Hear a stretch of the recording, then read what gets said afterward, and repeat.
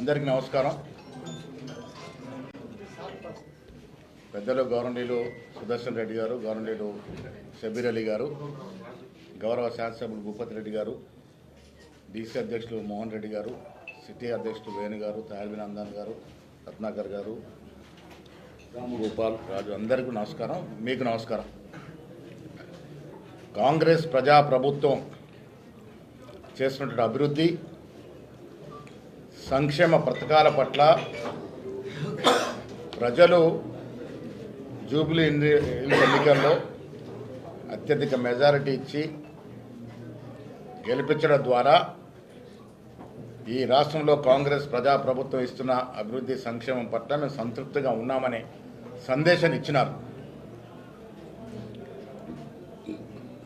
ముఖ్యమంత్రి రేవంత్ రెడ్డి గారు, ఉప ముఖ్యమంత్రి బట్టి విక్రమార్క గారు,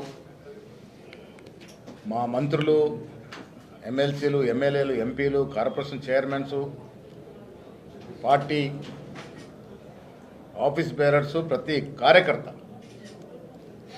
జూబ్లీహిల్స్లో శ్రమించి మా సంక్షేమం అందుతున్న తీరు, రాష్ట్రం మొత్తం మీద జరుగుతున్న అభివృద్ధి తీరుతెన్నులు, ముఖ్యంగా హైదరాబాద్లో రేవంత్ రెడ్డి గారి యొక్క ప్రత్యేక దృష్టి వల్ల రాబోతున్నటువంటి మరో ఫేస్ ఆఫ్ మెట్రో రెండు కూడా కాంగ్రెస్ పార్టీకి పట్టం కట్టి ఈ రాష్ట్రంలో జరుగుతున్నటువంటి కాంగ్రెస్ పార్టీ ప్రజాపాలన బేసిక్గా ఉందని చెప్పకనే చెప్పినారు. నేను ముఖ్యమంత్రి గారికి ప్రత్యేకంగా ధన్యవాదాలు. పార్టీ తరఫున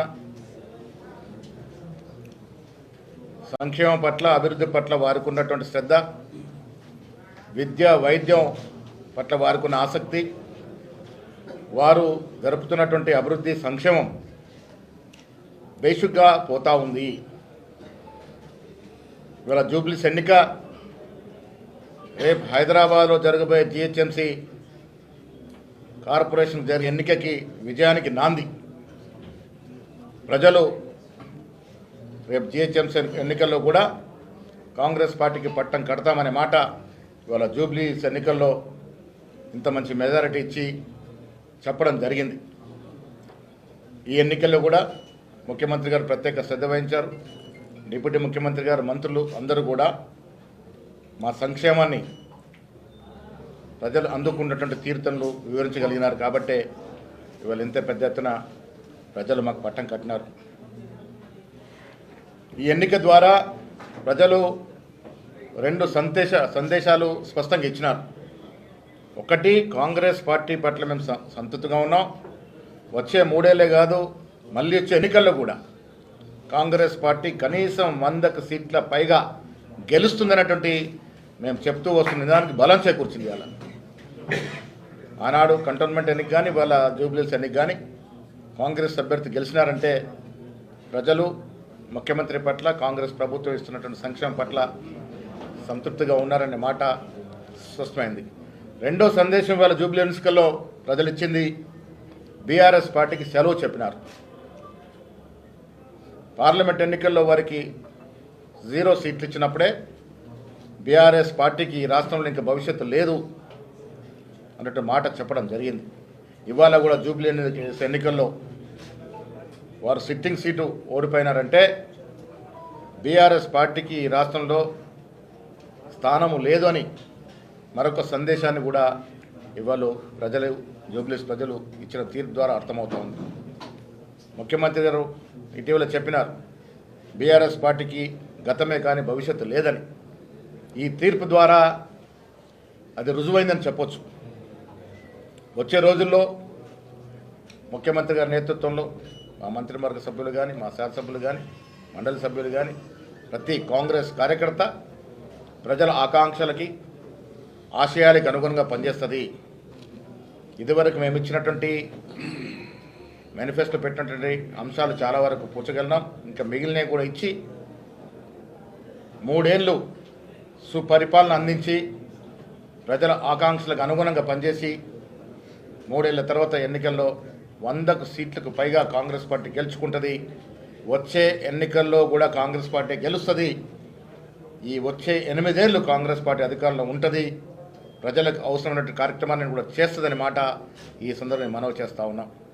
ముఖ్యంగా 42% రిజర్వేషన్ రాహుల్ గాంధీ గారి యొక్క ఆకాంక్ష, ఖర్గే గారి యొక్క ఆశయాన్ని ముఖ్యమంత్రి రేవంత్ రెడ్డి గారు ముందుకు తీసుకున్న తరుణంలో మేము బీసీలకు కట్టుబడి ఉన్నాం, బీసీల అభ్యున్నతి కట్టుబడి ఉన్నామనే అక్కడ బీసీ బిడ్డ నవీన్ యాదవ్కి సీట్ ఇవ్వడం జరిగింది.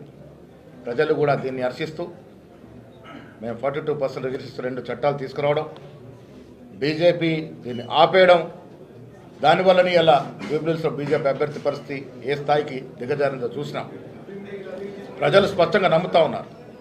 కాంగ్రెస్ పార్టీ బీసీల యొక్క రిజర్వేషన్ పట్ల కమిట్మెంట్తో ఉందనే మాట. బీజేపీ ఏ రకంగా ఆపుతుందో కూడా తెలుసుకునే మరి బీజేపీ పరిస్థితి అంత తక్కువ ఓట్లు వేసినటువంటి పరిస్థితి జూబ్లీహిల్స్ ఎన్నికల్లో. ఏది ఏమైనా నేను మరొకసారి రాష్ట్ర ముఖ్యమంత్రి రేవంత్ రెడ్డి గారికి అభినందన తెలియజేస్తూ ఉన్నాను. ఇది వారి విజయయాత్రలో ఇదొక మణిహారం. ఇలా జూబ్లీహిల్స్ ఎన్నిక కాంగ్రెస్ అధినేత్రి సోనియా గాంధీ, ఖర్గే గారు, రాహుల్ గాంధీ యొక్క ఆశయం మేరకు ఒక బీసీ బిడ్డని మంచి మెజార్టీతో గెలిపించినటువంటి ఘనత రాష్ట్ర ముఖ్యమంత్రి గారిది, డిప్యూటీ ముఖ్యమంత్రి గారిది, ప్రతి కార్యకర్తది. జూబ్లీహిల్స్ ఎన్నిక కష్టపడ్డ ప్రతి కాంగ్రెస్ కార్యకర్తకి అంకితం.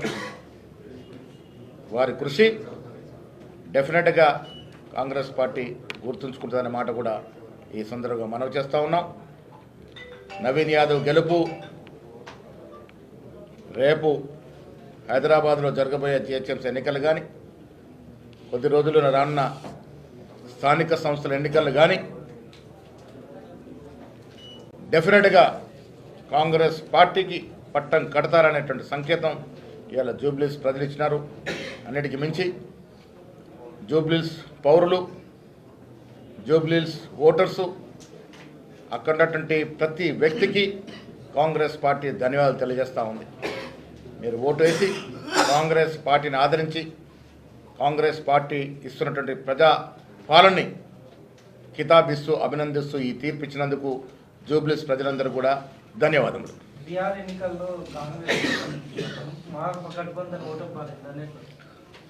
అక్కడ కొంత ఆశ ఉండింది, ప్రజలు ఆ రకంగా ఆదరించినారు. కానీ మీకు తెలుసు కేంద్రంలో ఉన్నటువంటి ప్రభుత్వం మరి అక్కడ జరిపినట్టు ప్రచారం కానీ వివిధ కారణాల వల్ల అక్కడ కొంత వెనుకంజలో ఉన్నాం. ఏదేమైనా పూర్తి రిజల్ట్స్ వచ్చిన తర్వాత అనేది స్పందిస్తాం.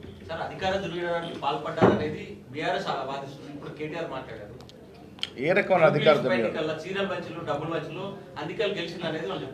ఓడిపోయిన తర్వాత ప్రతి పార్టీ ఇదే రకమైనటువంటి మాటలు మాట్లాడతారు. ప్రజలు ఓటర్ మిషన్ మీద బటన్ నొక్కందే ఓట్లు పడతాయా? జూబ్లీహిల్స్ ప్రజలు రేవంత్ రెడ్డి గారి ప్రభుత్వాన్ని ఆదరిస్తూ ఉన్నారు, కితాబిస్తున్నారు. కాబట్టి ఇవాళ ఆ రకంగా అంత మంచి మెజార్టీతో గెలిచినాం. ఇప్పటివరకే దాదాపు 23-24 వేలు వచ్చిందని అంటున్నారు. ఇంకా మంచి మెజారిటీ కూడా నమోదు చేసుకునే అవకాశం ఉంది. ఇది ప్రజా విజయం. కాంగ్రెస్ పార్టీ ఇస్తున్నటువంటి అభివృద్ధి, సంక్షేమం ప్రజలకు నచ్చింది, ప్రజలు మెచ్చింది. కాబట్టి ఈ విజయం